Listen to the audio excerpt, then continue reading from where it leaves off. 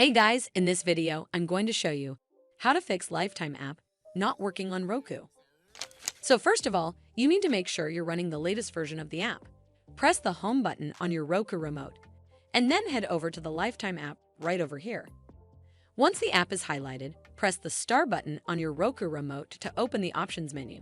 Now it's loading the channel information, and then eventually it will pop up with a menu that gives you some options. We're gonna go up and click where it says check for updates to make sure you're running the latest version of the app. Once it's updated, check if it fixes the issue. But if you still encounter this issue, then you need to hard restart your Roku device. So the first step is to turn off your Roku device using the remote. Then unplug the power cable from the power outlet. Wait for 3 to 5 minutes, and then plug the power cable back in and turn it back on. This should fix the issue, but if it doesn't, then you need to completely reinstall the Lifetime app. Head over to the Lifetime app right over here.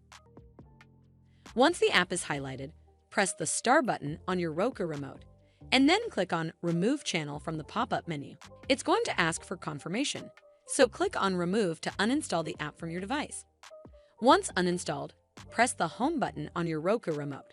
From here, we're just going to use our remote and scroll down until we get to where it says Streaming Channels, and then click OK on your remote.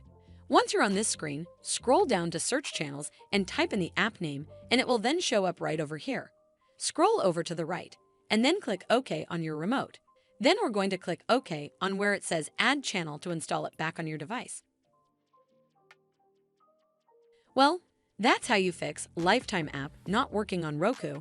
I hope you found this video helpful, and if you did, make sure you give it a thumbs up to see more videos like this, and don't forget to hit that subscribe button. We'll see you in the next one.